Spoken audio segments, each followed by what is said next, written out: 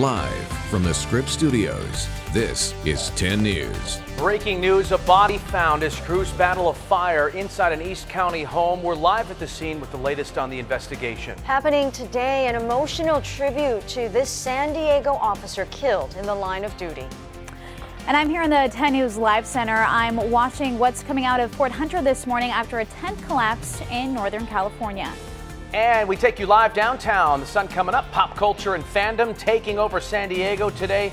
We're at the convention center as people camp out for the start of Comic-Con. So much stuff going on this week in San Diego. Hi there, you guys. I'm Virginia Shaw. And I'm Jason Martinez on a nice Thursday, a little warm and not as humid, Megan. That's right. The humidity starts to drop today. You're going to notice it a lot more as we head into the weekend, but it won't be as humid as yesterday.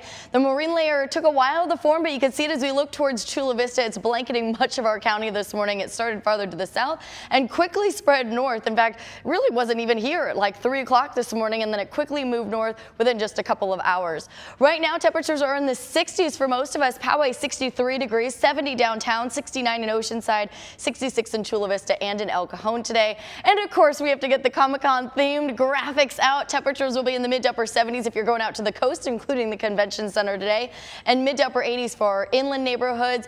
And of course, I will have your detailed Comic-Con forecast when I come back in just 9 minutes. Cletus, keeping an eye on the roads this morning. How's it going out there? We're starting to see some yellow and some red actually pop up right now on the 5 and the 805. So if you usually travel northbound on either one of those freeways, you'll start to see a little bit of a slowdown here. So toward the center of your screen here, 805 heading northbound, starting to slow down just before the 94 as you head northbound to about the 8. The 5 freeway toward the bottom of your screen through National City, that's also starting to slow down, but it does pick up once you get past the 15 freeway.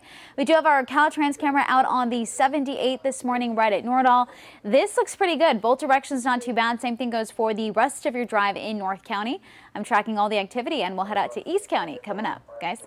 Thank you, Kalina. We want to take you back to the breaking news in El Cajon. Firefighters found a person dead inside a home on fire. 10 News photojournalist Paul Andrade is live in our 10 News breaking news tracker at the scene. What have you learned, Paul? Well, this fire broke out about 30 minutes ago here in the 900 block of South Magnolia, which is going to be just north of Chase Avenue. Now, when the fire department, fire engines were leaving their station, they advised they could see smoke from a distance, meaning obviously this fire was already raging before they could even begin to be on the way here. When they got on scene, they were told by other people that had made it out of the house that one person was still trapped inside. And you can see that there are scorch marks here all outside where the windows are, and that's where those flames were just shooting out. And firefighters went in, they were able to knock that fire down, and that's when they found that man's body inside, deceased. Cause not known at this point. The sheriff's bomb arson unit has been requested out here to the scene, and I also have crisis counselors coming for the rest of the people that were inside that house, which are clearly distraught from having to see and deal with what's going on right now. Yeah, we're thinking about them this morning. It's just a terrible way to start their day, and they're going to need that counseling for sure as we continue to follow this story, and we'll let you all know at home the cause of this fire as well as who that person was as soon as we can in El Cajon. Thank you very much, Paul. Meanwhile, another fire. A family of 5 forced to run out of their North Park home overnight as it caught fire. Started about 3 o'clock this morning on the 2nd floor of that home. They were startled awake. They had to rush to get out, leaving the dad standing on the street in his boxers. They had to get out so quickly. Both parents and their 3 small kids did make it out safely. Firefighters say it appears the home is not a complete loss, but the family is getting help from the Red Cross. The cause of that fire is under investigation. Kalina?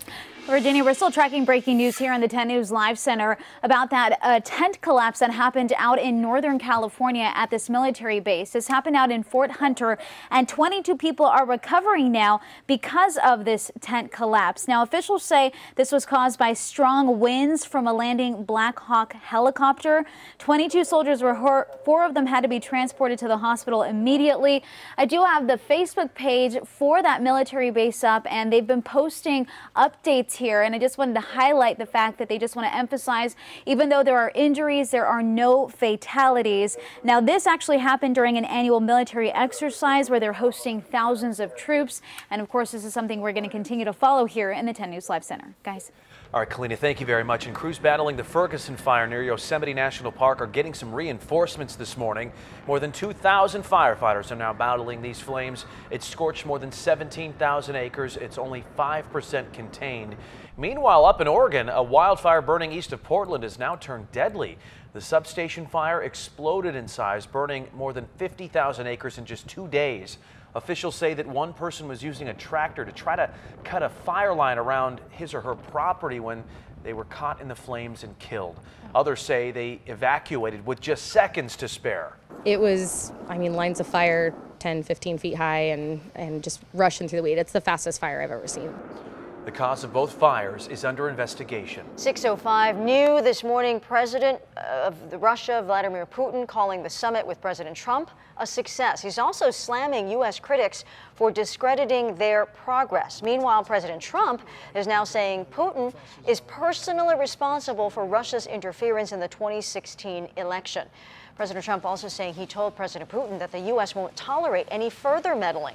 This is the second time this week he has reversed his comments from what he said after their meeting on Monday. He also came just coming hours after he appeared to go against his intelligence chiefs, who say they believe Russia is still targeting the U.S. Russia's still targeting the U.S., Mr. President? Press, let's go. Make your way out. No, you don't believe that to be the case? Now, the White House later said the president here was actually saying no to answering further questions. The confusion, the change now has Democrats calling to hear from the U.S. interpreter who was in the room during the summit in Helsinki. And happening today, a bridge will be named in honor of Officer Jonathan de Guzman, killed in the line of duty during a traffic stop in Southcrest nearly 2 years ago. 10 News anchor Jim Patton is live in Chula Vista, where the dedication will happen later this morning. Hi, Jim. Good morning, Virginia, Jason, and we're on the bridge. You can see it is an absolutely beautiful bridge, new construction. It passes over the 805 freeway, presently known as the East Palomar Street Bridge. But after the formal dedication ceremony today, it will be known as the Officer Jonathan M. de Guzman Memorial Bridge. The last word I heard to him is, "I love you and I love you too." I think that's the most important thing you have to say to someone. Because you never know. Yeah, you never know. And last year, Officer de Guzman's wife sat down with our Melissa Messia to talk about the tremendous loss for she and her family. Those family members, including Officer de Guzman's 2 children, expected to attend today's ceremony. In fact, the children will unveil the bridge sign bearing their father's name. Officer de Guzman shot and killed in the line of duty on July 28, 2016 in Southcrest while assigned to the gang suppression unit. Palomar Street Bridge was renamed in his honor following the passage of Assembly Resolution 9 authored by Assemblywoman Lorena Gonzalez Fletcher. She will be here today as well. And of course, we're expecting several police officers and local dignitaries as well. That ceremony getting underway today at 10 a.m. Reporting live in Chula Vista, Jim Patton, 10 News. Thank you, Jim.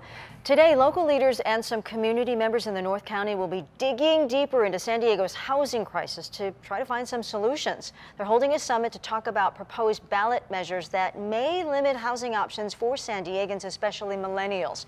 Vista Mayor Judy Ritter and some Oceanside City Council members will also be there. That summit starts at 7 this morning. There will soon be a new multi-million-dollar ranger station at Mission Trails Regional Park. City officials will break ground on the new 5,000 square foot center today. It's part of a $6 million investment that'll give rangers more resources so they can better protect the park and engage more with visitors. The groundbreaking is at 10 this morning.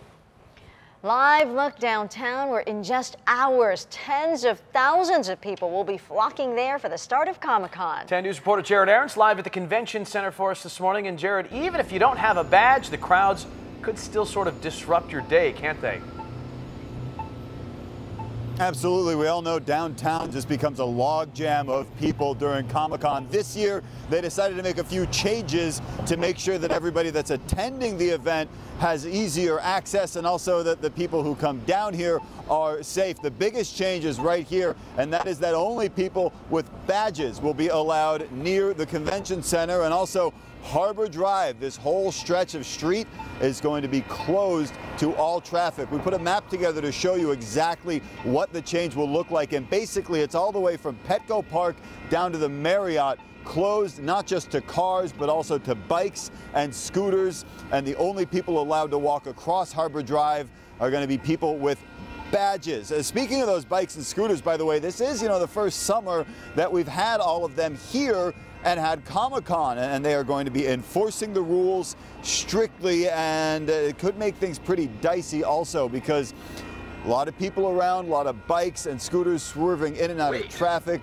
Police and city officials want to make sure that everybody is safe. Doors open in just a few hours this morning. The convention begins at 10 a.m. and we've seen a lot of long lines here already. Of course, the famous line for Hall H down by the Hilton, that's already starting to back up, and the line just to get in and pick up badges is stretching hundreds of people deep. We will show you all of that in the next half hour. Live at Comic-Con, Jared Aarons, 10 News. Thank you, Jared. Now, if you're looking to get in on the action, we have your complete guide to Comic-Con on our 10 News homepage. There you see it. Includes full schedule, parking, even the best places to go to watch people. And a lot of those people are camped out right now, Megan, in this weather. Yeah, it's not too bad. Yeah. It's pretty mild. It's about 70 degrees downtown, so pretty comfortable to be spending the night out there.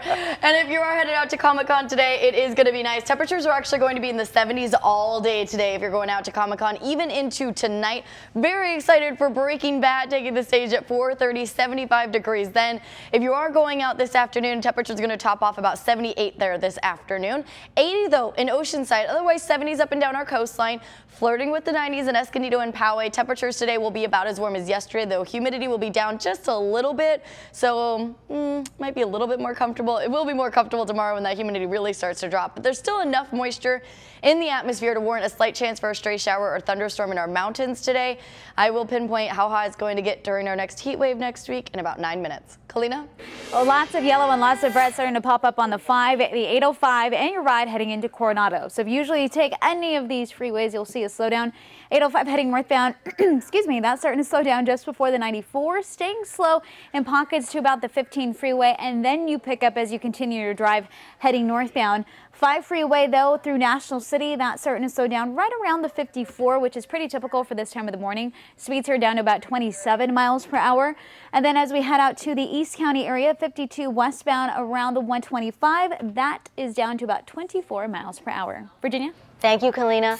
Hit with a $2,000 water bill. Why, a San Diego man says there is no way those numbers add up. Opening day at Del Mar kicked off with all the hats, horses, and Hasselhoff. Where the turf meets the surf.